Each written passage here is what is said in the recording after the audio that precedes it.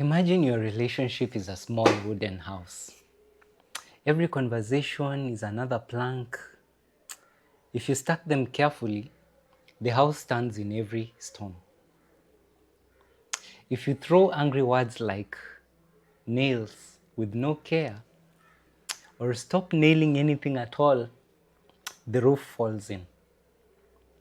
Welcome to Talk or Walk, the episode where we learn the carpentry of love. I promise by the end of this video, you'll be able to spot the exact 3 communication traps that quietly shred relationships. And you'll leave with 5 practical phrases that stop arguments in their tracks. Plus, I'll give you a short biblical truth that explains why listening matters more than you think. Stay tuned until the end. There's a small Swahili joke and a challenge I want you to try this week. Stay tuned. Let's cut to the facts. Studies show communication problems are one of the top reasons relationships end. About 70% of couples cite communication as a major cause of divorce. This is according to Williamson in 2015, the study that he published back in 2015. Another survey on mental health by mental health professionals found that 65% of therapists listed communication problems as the number 1 cause of divorce. This is according to YourTango, published in 2023. A global study of 5,705 participants across 96 countries found lack of communication to be the most common breakup cause worldwide. This is according to Binghamton University in 2015. This isn't drama, it's data.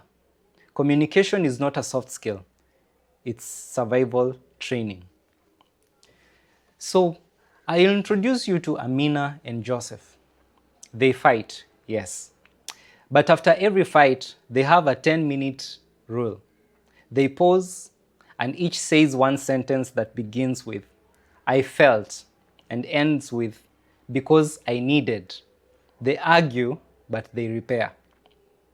Then there is Lillian and Mark. Their fight starts with sarcasm, move to contempt, then silence. We'll talk later. Becomes we'll never talk again. The love rots in silence. What's the difference? Repair. Gottman's research shows couples who attempt repair survive storms. Those who don't. Dr. John Gottman identified the 4 horsemen: criticism, contempt, defensiveness, and stonewalling, the most destructive behaviors in relationship. The biggest predictor of breakup is contempt. Esther Perel reminds us, one of the most powerful ways for people not to feel deeply alone is for them to feel listened to. Listening is connection. Dr. Sue Johnson's emotionally focused therapy, EFT, teaches couples to be ARE, or R, which is an acronym for accessible, responsive, and emotionally engaged. Marshall Rosenberg's Nonviolent communication teaches a simple structure: describe, feeling, need, request. Pattern beats content. How you argue matters more than what you argue about. Men and women often communicate differently. Deborah Tannen calls it rapport talk versus report talk. Women use talk to connect. Men often use talk to convey information or solutions. When one wants empathy and the other offers logic, friction begins. And that's where you hear a woman say, "You're not listening."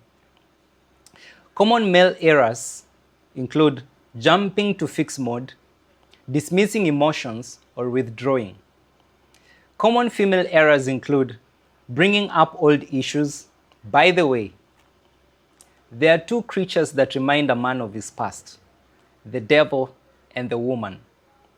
So bringing up old issues, escalating tone, or assuming mind reading. These are general tendencies, not rules. Context and maturity matter more than gender. There's a Swahili humor that says,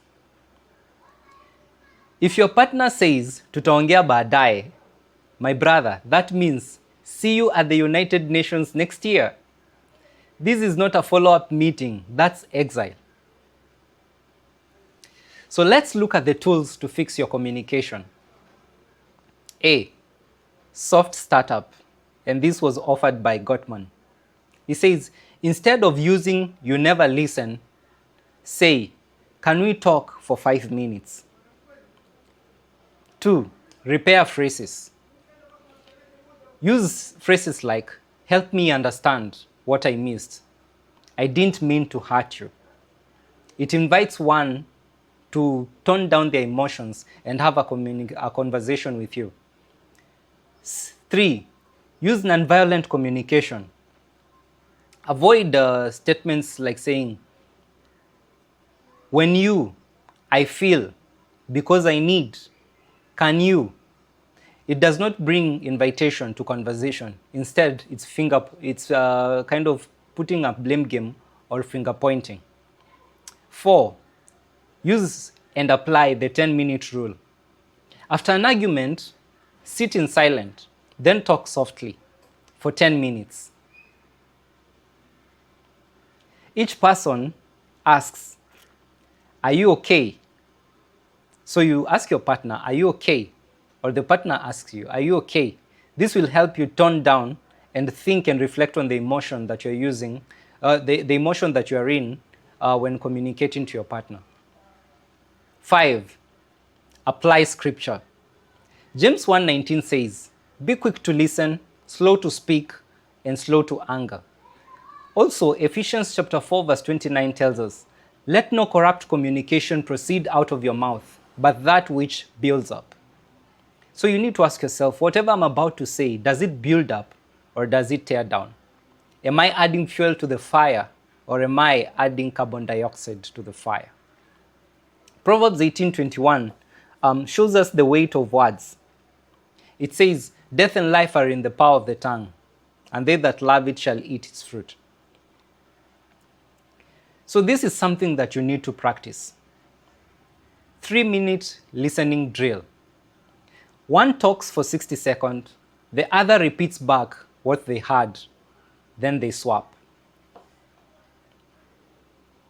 I'll not leave you without inviting you to take an assignment this week.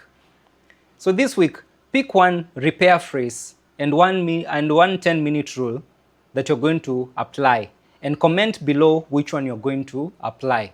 Remember, words can build or burn. Choose to build.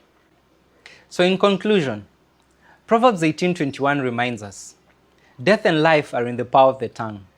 Use your words to build your house and not to burn it. Subscribe, like, and share this with someone whose tutaongea baadaye needs to become let's talk now. Have a good day. These are things you'll never learn in school.